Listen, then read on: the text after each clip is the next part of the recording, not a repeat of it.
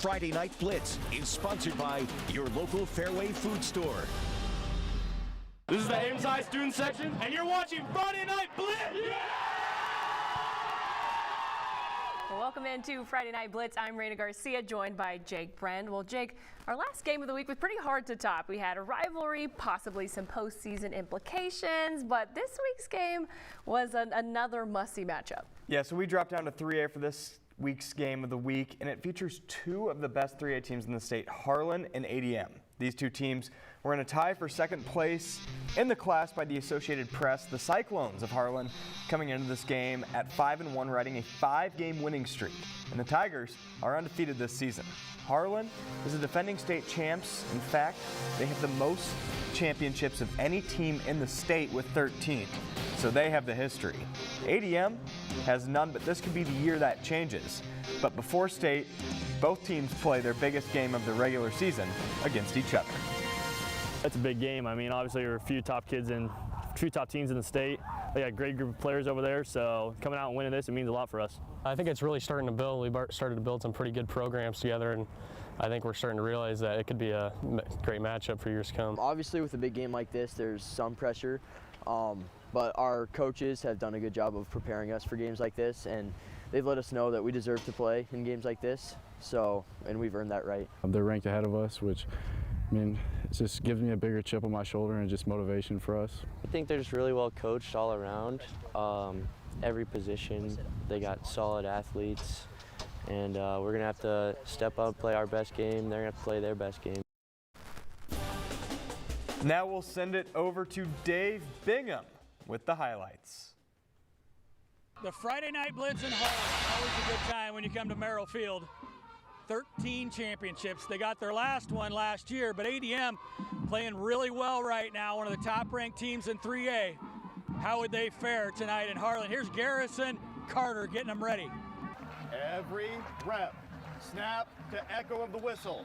Make a statement. Cyclones ready to go at home, and Tegan Kasper-Bauer, one of the best you're going to see in the state.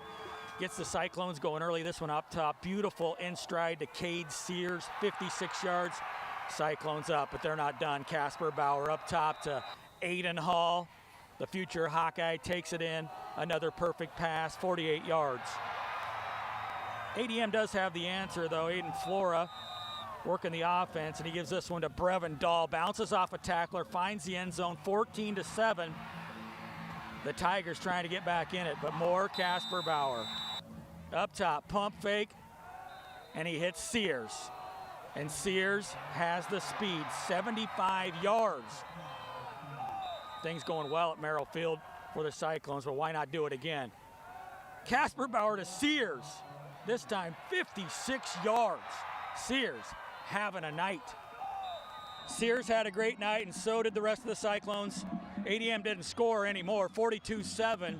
They get it done here. Todd Platt's done such a great job, and we'll have him with our Coach of the Week. Of course, we can't show you all the highlights. We'll do that on our Dome Dynasty and next week on the Friday Night Blitz, so make sure you check that out. It's great to be in Harlan, isn't it? Harlan, Iowa, that's what football's all about. That's going to do it for the Friday Night Blitz. Back to you guys in the studio. All right, folks. Well, we are on our very last game of the week vote of the season. You know the drill. You could choose from any of these 4 games right here. We got Gilbert versus Ballard, Waukee versus Dowling Catholic, Johnson versus Ames, and Des Moines North versus Marshalltown. All you have to do is head on over to weareiowa.com to cast your vote. You have until 7 p.m. next Friday.